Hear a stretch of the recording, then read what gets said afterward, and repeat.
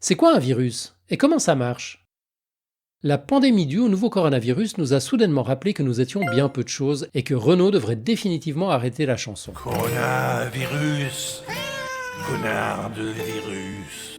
En quelques mois seulement, un microscopique virus, 1000 fois plus fin qu'un cheveu, a semé la panique, paralysé la planète, réveillé les complotistes et tenu les scientifiques en échec. Sauf Didier Raoult. Lui, il avait tout compris dès janvier 1952, quelques mois avant de naître. Les virus sont ainsi revenus sur le devant d'une scène qu'ils n'avaient jamais vraiment quittée. Leur dernier grand succès en date? La grippe espagnole de 1918 et le VIH, sans citer de multiples tournées mondiales de choléra et autres grippes plus ou moins exotiques. Mais comme d'habitude, quand on parle de ces sales petits bâtards, c'est toujours en mal. Et si la réalité était plus nuancée? S'ils ont sans doute fait des milliards de victimes, ils ont aussi permis l'essor de la vie telle qu'on la connaît. En fait, sans les virus, nous ne serions peut-être pas de ce monde. Saviez-vous qu'ils ont façonné notre génome? Qu'au moins 8% de notre ADN est viral? Que c'est grâce à eux que les mammifères ont pu se développer? Que nous leur devons indirectement 10% de l'oxygène que nous respirons? Que certains virus peuvent nous guérir? Dans cette série de vidéos, on va parler de quelques trucs complètement dingues qui remettent un peu les choses en perspective. On verra notamment tout ce que les virus ont fait ou pourraient faire de bien ou d'utile. Histoire de savoir de quoi on parle, on va quand même prendre le temps dans ce premier épisode d'expliquer ce qu'est un virus et comment ça marche. En commençant par quelques chiffres qui donnent le vertige. Les virus sont des sortes de minuscules parasites qui peuvent provoquer des maladies plus ou moins graves. Ils sont sur Terre depuis des milliards d'années et ils sont partout. Dans l'air, dans l'eau, sous terre, dans votre corps, dans votre âme. Ils sont nombreux. On estime qu'il y en a environ 10 quintillions sur Terre, c'est-à-dire 1 suivi de 31 zéros. Ça veut dire qu'il y a environ 1 milliard de fois plus de virus sur Terre que d'étoiles dans tout l'univers visible. Et il y a 320 millions de virus rien que dans et sur votre corps. Nous portons constamment des dizaines de types de virus différents. Certains sont totalement asymptomatiques, d'autres provoquent des maladies chroniques. Les virus infectent tous les organismes vivants connus et seule une infime fraction infecte les humains. Combien y a-t-il de virus différents? On ne sait pas vraiment. La plupart des virus nous sont encore inconnus. Un virus, c'est tout petit. Tellement petit que la plupart du temps, on ne peut pas le voir avec un microscope traditionnel. Ça ressemble à ça, ou encore à ça, et parfois à ça. Les plus connus sont bien sûr ceux qui nous causent des soucis. Ceux de la grippe, de la gastro, du HIV, Ebola, ou bien sûr celui qui provoque le Covid, l'insupportable SARS-CoV-2. Il y a aussi des virus plus étonnants, comme les Pandoravirus. Une de leurs particularités, c'est leur taille. Ce sont des virus géants. Ils comportent environ 2500 gènes. À titre de comparaison, les virus de la grippe ou du VIH ne contiennent qu'une dizaine de gènes. Pour rappel, un gène, c'est un tout petit bout d'ADN qui porte les instructions permettant de fabriquer une protéine unique. Dans la catégorie virus étonnants, on peut aussi citer les virus multipartites, des virus en kit dont chaque morceau porte une partie des gènes et qui parviennent à se reconstituer dans les cellules. Seul, un virus ne fait pas grand-chose. Ce ne sont que quelques gènes, souvent entourés d'un amas de protéines appelées capsides. Certains virus possèdent aussi une enveloppe de lipides comme nous en hiver, ou d'autres structures secondaires. Contrairement aux cellules, un virus est incapable de se reproduire tout seul. Il ne peut pas se diviser ni dupliquer son maigre matériel génétique. C'est pourquoi on ne considère pas les virus comme des êtres vivants, même si c'est encore aujourd'hui une discussion ouverte. D'ailleurs, un virus peut parfois se faire lui-même infecter par un virus.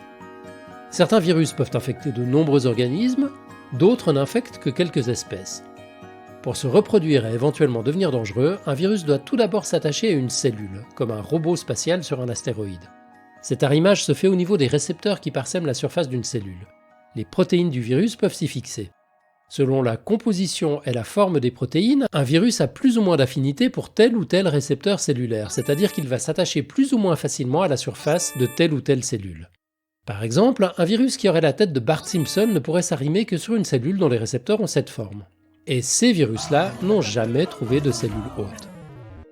Cette question de forme explique pourquoi certains virus ne s'attachent qu'à un type de cellule spécifique chez un hôte particulier et pourquoi d'autres ont une cible plus large. Les poliovirus, par exemple, responsables de la poliomyélite, n'infectent que les singes sans queue, comme nous autres, Homo sapiens, seules espèces à posséder des cellules avec des récepteurs où le virus peut s'accrocher. Le VIH infecte principalement certains types de lymphocytes, des cellules du système immunitaire, car leur enveloppe peut s'attacher sur une molécule spécifique de ces cellules.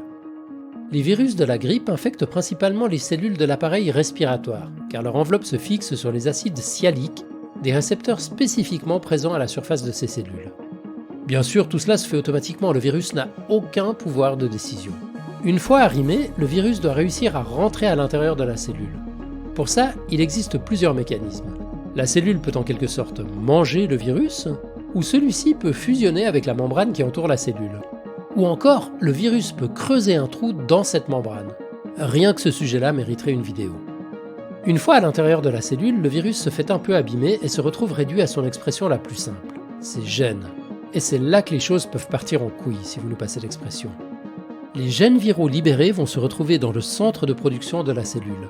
On peut comparer cette partie de la cellule à une mini-imprimante 3D. À partir de petites briques de base, des acides aminés, elle imprime les différentes molécules dont un organisme a besoin en suivant les instructions des gènes. Et elle les imprime en grande quantité. Le drame se joue au moment où les gènes du virus se substituent en totalité ou en partie aux gènes de la cellule. L'imprimante ne lit plus l'ADN de l'organisme, mais celui du virus, et fait exactement ce qu'on lui dit. Et l'instruction du virus est très simple, copier-coller le virus sans fin. Cette partie est plus ou moins compliquée selon les virus, mais le résultat est le même. La cellule ne remplit plus du tout son rôle et produit une multitude de virus. Si l'histoire s'arrêtait là, évidemment, on n'en parlerait pas. Mais la suite est facile à deviner. Ces milliers de nouveaux virus vont finir par s'échapper, soit les cellules éclatent et libèrent les virus, soit les virus s'échappent par bourgeonnement, en se formant au passage une enveloppe à partir de morceaux chippés à la cellule. À partir de là, le virus entre en phase de multiplication. Chaque nouveau virus libéré est susceptible d'envahir une nouvelle cellule qui produira à son tour des milliers de nouveaux virus. Les cellules envahies par les virus sont ainsi détruites ou endommagées et ne peuvent plus fonctionner normalement. Les conséquences d'une infection virale dépendent de facteurs nombreux et complexes.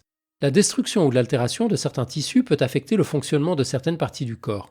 Mais une bonne partie des symptômes est due à notre système immunitaire qui provoque fièvre, fatigue, inflammation, etc. La science des virus a fait des progrès époustouflants ces dernières décennies, mais il y a encore énormément de choses à apprendre. Cette bonne vieille gastro par exemple, on ne sait pas encore exactement comment elle nous transforme en vieux robinet qui fuit. Bon, maintenant que le décor est planté, on va enfin pouvoir parler de l'aspect positif des virus. Mais ce sera pour l'épisode suivant. Comme d'hab, les liens et infos sont dans la description. Et abonnez-vous! Ah mais lavez-vous les mains d'abord, surtout si vous avez mal au bide. Ah, un dernier truc. Il existe un autre mode de reproduction moins spectaculaire pour les virus, la lysogénie. On met un lien dans la description pour celles et ceux qui veulent en savoir plus. Allez, bisous!